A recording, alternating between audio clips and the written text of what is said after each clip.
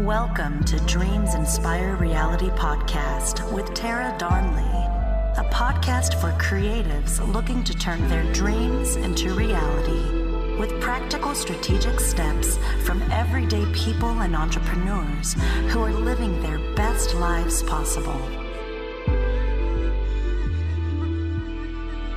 Dreams inspire reality. Turn your dreams into reality. Dreams inspire reality. Welcome to another episode of the Dreams Inspire Reality podcast. And I'm here today with the beautiful Melody, and she is so awesome that I'm going to let her introduce herself. So Melody, welcome. I'm so super excited to have you on. I know we're going to talk about tons and tons of super awesome information today for our listeners. So that's why I wanted you to introduce yourself, because you're just so awesome. Oh, thank you so much, Tara. And I'm so excited to be here.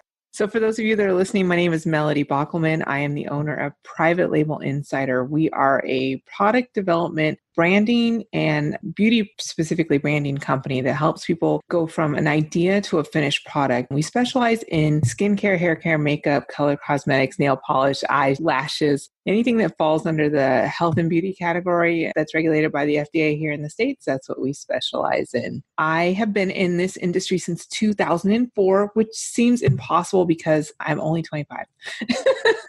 But I've been doing this business for a very long time, and we absolutely love working with entrepreneurs of all sizes who have a dream of creating a beauty brand, and they just don't know all the steps involved to get that product from idea to successful. And that's what we help people do. I love it. See, she did a much better job than I would have. So I'm super excited to talk to you. And the first question, let's dive into it, that I normally ask my guests is, are you living your dream life?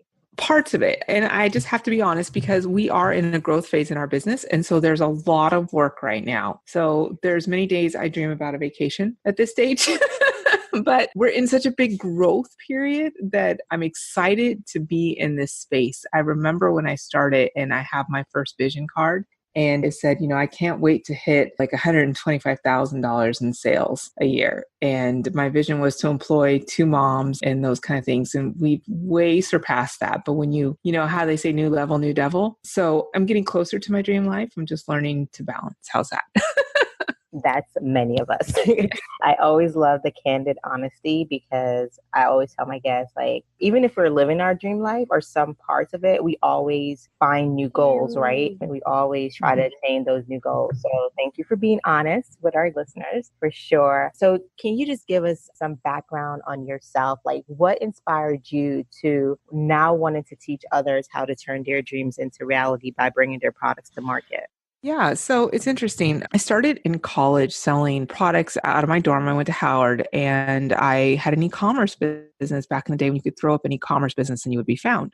And I was a distributor, so I did not have my own brand. I had 2 different businesses, one that focused on selling supplements and products towards women in menopause. So here I am in 20 years old talking about menopause symptoms. And the other one was more of a passion for me, as I had water bottles, because I used to be like a water bottle fanatic. But again, I was a distributor. And so I had a product, one of the water bottles, that got on Oprah. And being one of the 4 distributors in time in 2000, when you could put up a website and sell, we went from $5,000 a month in sales to $20,000 overnight. And it had the Oprah effect. It crushed my business in keeping up with demand and supply and all that kind of stuff. So it was great for a little while, but then of course what happens, people start duplicating, the molds are done again, and people are knocking you off. And being not the brand owner, right, I was dependent on the manufacturer and my supplier, and basically we couldn't keep up with demand, and other people got into the market, and I still have water bottles from 2000. So that happened on that business.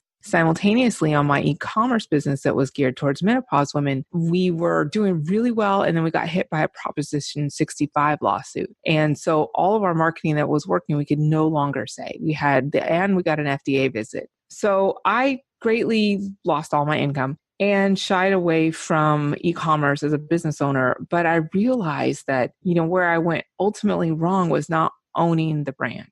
And I took a job in contract manufacturing and worked there for many years, helping people create skincare line, right? It was actually my family's manufacturing business and I loved it. I found myself very gifted and skilled at helping people create brands. And so it got to the point though that people would just call talk and I couldn't talk all day. So I started my business as a blog. I would just blog about the industry because no one really talked about how to create products. And so I literally, my first product was an ebook on how to create your own skincare line. And I didn't know what I was doing. I just was trying to help people, wasn't really to like replace my income or anything like that. But one of my first clients, she was a woman named Molly, and she started a tampon business. It's called Cora Tampons. They're on the shelves of Target right now. And she was hospital administrator at the time in 2012. And she said to me, hey, no one's talking about this. I need to figure out how to get these products created. This is pre all the information that's out there now. And will you help me? And I was like, yeah, I don't really know tampons, but I know the FDA guidelines. So let's figure it out. And so we walked through the process of figuring out how to create the product, got it off and up and running, and they're now on the shelves of Target. And I knew at that moment that I had a business. And so then I just kind of slowly creeped into it full time. That's amazing. That really is amazing. From your own trials, you're able to start something and now you're helping people all over. Can you just share maybe an example of some of the success stories of some of your clients that you're working with now, how they were able to just come to you with just an idea and how you were able to help them turn that idea and bring that product to market, to now not only bringing it to market, but actually selling the product? Can you share one success story with our audience so they can have an idea of what you actually do? Sure. And we do a lot of different things. This is one of my favorite success stories. I always talk about Miguel. So Miguel is a Howard grad, as well as he's based in New York, and he is Afro-Latino, right? And so he's a generation above me. So he always believed in like smooth skin and like the men were clean shaven. And so he would take a product that he was making out of his home and he goes to cigar bar, to barbershop, trying to get his products sold, and they weren't selling. He's lugging them around town. And they're in a white jar, right? And a purple writing, and think Afro-Latino, right? It doesn't really seem like it would connect with that. So when I met Miguel, I think I was doing a free coaching call weekend, and Miguel calls in and we're chatting, and immediately I fall in love with him. He's got a great personality and we start coaching together. And the first thing we do is rebrand him. We take him out of that white jar with purple writing into a black jar with gold, and it represents his brand well. So he's no longer now going from cigar bar to cigar bar. He decides to go wholesale. So he gets his lands into Whole Foods. And then, 2 years later, he lands in the shelves of Macy's. So I love working with Miguel because he is probably one of the hardest working men that I've met. He takes direction really well, and he has no problem asking for help, which is actually a problem for a lot of entrepreneurs. And he has no problem giving help too. He's very generous. So I love Miguel's story because it ultimately changed the path of his life, really. I love some of the key points that you pointed out about Miguel. He likes taking directions. He gives a lot, just as much as he's able to receive, and he asks for help. When it comes to the people that come to you, your clients or your potential clients, what are some of the resistance that you see them have that, might prevent them from even taking that idea to market? Just because I know oftentimes we block our own dreams. What are some of the things that that people come to you with and you're like, okay, if you just get out of your own way? Can you just share some of those things and how can entrepreneurs get over those factors? I think the biggest thing is believing that it's possible for them. So one of my jobs as a coach is to tell a lot of stories. And I tell a lot of stories as success stories to paint the picture like she's no different than you. She started in her kitchen. Why can't you do it? So I think the biggest thought is seeing like, well, yeah, she's smarter than me or younger than me or doesn't have 3 children or has a husband or whatever. They just always have these reasons why they can't do it. And a lot of the reasons at times they won't even start because of all these reasons. So like, first of all, the belief that they can't do it is a big thing, or that it's not possible for them because is a big thing, right? The next thing that I always see obstacles is not problem solving. So going back to Miguel, the thing that I love about Miguel is he problem solves. And part of being in business is problem solving. And one of my first coaches used to say, the more problems I'm solving, the more money that I'm making. And there's 3 solutions to a problem. My job is to find them quickly and not dawdle on it and get caught up in my emotions. And that's a skill that people can learn. It's a skill that I've had to learn, but it's probably one of the most valuable skills that you can learn in being an entrepreneur and a business owner is problem solving. That is so true. And I think a lot of times we know even how to solve the problems, but we don't want to do the work to get to the next level. So like you mentioned, you're a coach. So that's one of the aspects that you provide to your clients, being a coach. If you could just name one of the top things that you see we get in our own way, like what quality that's just always with most clients that come in and you're like, well, you could do it. But they're just like, no, I can't. Like, what are some of the things that you see that prevents them from really just going to market that separates them from Miguel, like someone like Miguel? Overthinking.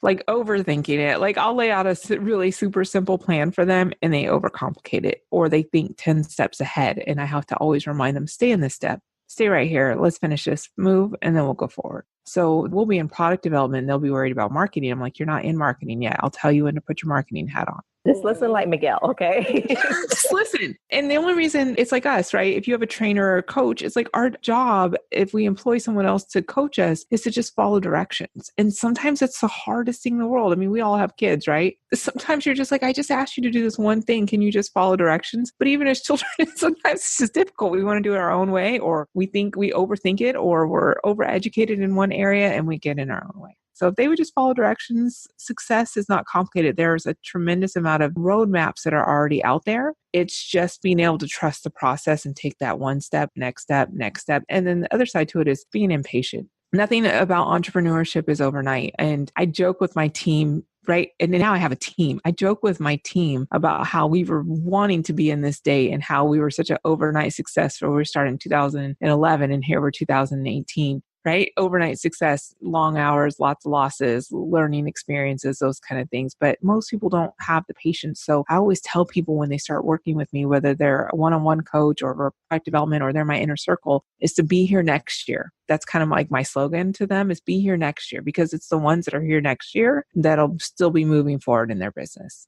I love it. If someone is coming to you to help them, create the product, so that part is out of the question. We don't have to worry about that part. What about testing the product before we even start formulating it? Like what are some of the steps that you have your clients take to, I'm not sure if you can even, share this, but how can they test the market, especially with beauty products, because there's so many beauty products out there.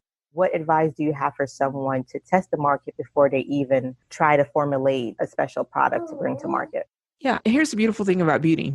Because there's so much competition out there, you already know your idea is validated. So I don't really have them test the market. What I have them do is buy a small amount of inventory, like 100, 250 units. Because to me, the concept is validated already. If there's a hair oil out there, there's room for one more hair oil. But where I find in our space is that where people get in trouble is they purchase too much inventory. And so what I have them do is just buy a small amount the first run out, test their funnels and their marketing, make sure it's all working, and then increase their inventory purchase later. Well, that's smart.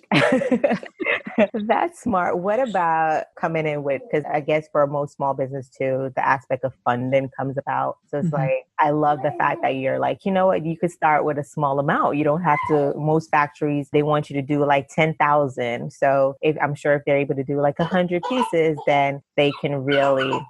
Yeah, right. If they can do 100 pieces, they can test it and scale. But, I will say this about beauty, where it's like a different kind of physical product. In my career, I've only done 2 or 3 first to market type products, and those are a challenge, right? First to market challenges, you have the challenge of education. But as long as there's someone out there doing something similar to what you want to do, they've already validated it for you.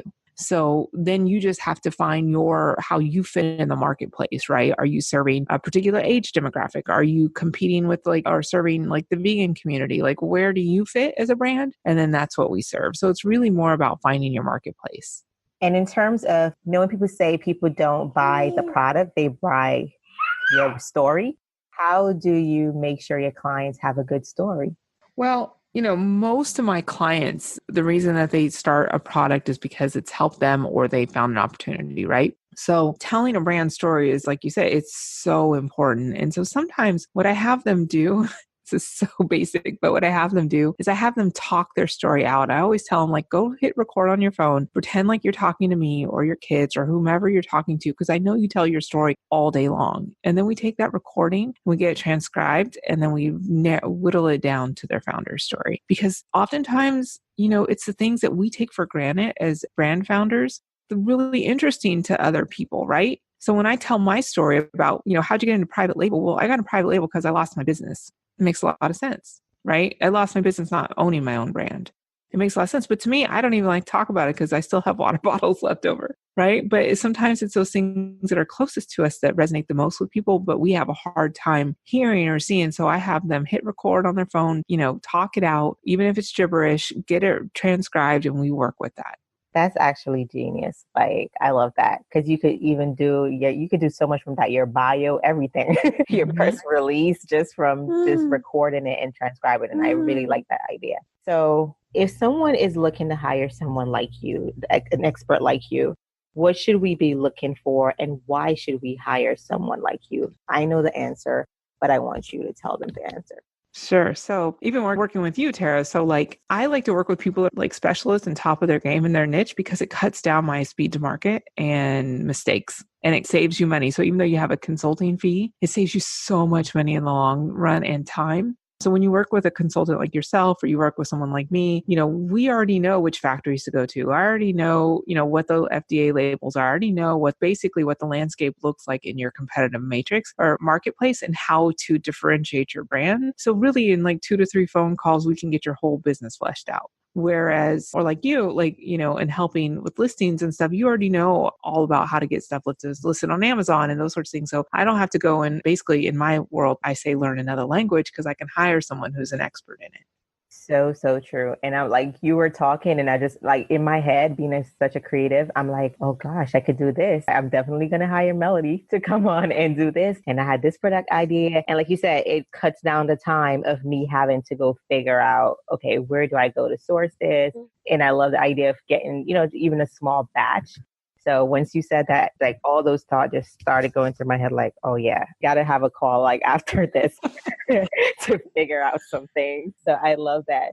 What resources besides, working with you, can you share with our audience if they want to just at least start looking into the process to begin going into that space? Okay, I've always wanted to do a beauty product or a hair care product or a makeup or something of the sort, but I just don't know where to turn. What resource can you give them that they can look for even before hiring someone like you? Well, I do have a free Facebook group that's called Beauty Business Entrepreneurs, and it is free and it has a tremendous amount of resources inside of it, trainings and those sorts of things. So I almost want to say I'm not one of the only places online, but I'm a pretty strong place. There's another blog called Beauty Independent that is available as well, that talks about, particular indie beauty space. Other than that, there's a industry magazine called happy.com, but there's not really a lot of resources other than I would say what I produce really on how to create a brand. That is true. And I'm not going to be biased. Of course, we're all in tons of groups, but your group is very resourceful. People are actually sharing. You're actually sharing. Like you say, you have an expert guest, I think, on weekly. So definitely, we're going to drop that in the show notes, guys, so you guys could check out Melody's group. But it's definitely a great resource to check out. So we are going to go into the fun question round. So who is your favorite entrepreneur? Oh... That's always a tough one. By character, I would say Lamar Tyler. By character, I adore him and his family and their mission. I love it. Latest business win. I've had a couple really amazing opportunities lately have come up, but I'm still under NDA. I'll just say this. I just finished a new line for a celebrity who is on their way to pitch for a huge PO. Huge PO. Super excited about that for them. What is your favorite business tool that you just cannot live without? Teamwork. Teamwork keeps my entire business, clients, and staff organized. The latest book you've read or you're currently reading? Oh, I'm currently reading. So don't judge me. But, we were talking about mindset. I'm reading Breaking the Habit of Being Yourself. It is a book about how to lose your mind and create a new one by Dr. Joe. I'm sure I'm spell his name wrong. Dispenza, Dispenza. Sounds interesting. Yeah. It is very interesting, because we each require, the more we grow, the more we have to become a better version of ourselves. True. Very true. What was your latest business failure and the lesson you learned from it? This one's not fun. I just learned it today. I learned learned to spell out every single aspect in a contract. So recently, there was one of my clients went to go work with the manufacturer, and I hadn't worked with them for 9 months, and that manufacturer and them got into a fight, and they came back to me to fix it. So spelling out every detail in a contract is the biggest lesson that I've learned. Like, and even anticipating things going wrong. That's definitely a lesson, a huge lesson that had to be learned. What was the last good deed that was done for you? I have to think about that one. I mean, like, my clients are always so lovely. So we always have, every day, they're always so grateful. Like, I just enjoy the experience of working with them. So it's like every day I don't hang up on like, oh, I hate it. So they're always like, you're so great. And I love this. And thank you for helping me. So I mean, I think it's kind of a blessing every day that I get to work with them. So that's kind of a good deed to hear that love that they give back, It's very cool. That is very cool. What is the best advice you can give to anyone out there listening that might be stuck on their dream? I know people sometimes they're sitting on their dreams for 10 years. What advice do you have for those listeners that that if they take whatever steps or whatever tip you have to share with them, that it will definitely help them to pivot to the next level? Time does not wait. You wake up in your 40 or 50 and 60s. So here's my advice.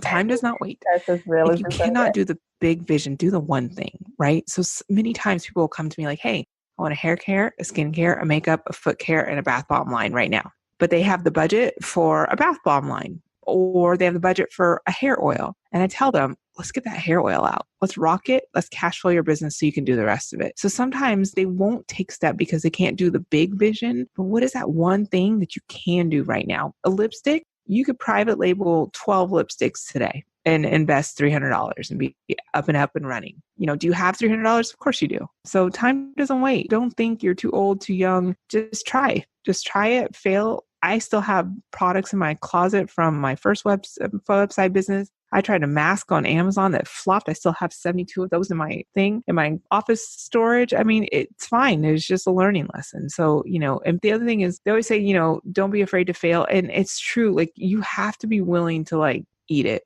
sometimes. And that's how you get better at it. That is true. Just eat it. Just eat it. Just eat it, guys. Just eat it. Just suck it up. That was poetic, right? I love the realness. That's as real as and I it's gonna get. I don't think there's not a straight path to entrepreneurship. It's kind of like you wake up like, oh, I didn't know that. Let me try that again. You have to be willing to start over and over and over. As I'm sure you've learned, it's not super simple, but you can do it. So Melody, if our listeners want to connect with you, how can they do that? You can find me on Instagram at BeautyBizExpert. You can visit my website at privatelabelinsider.com.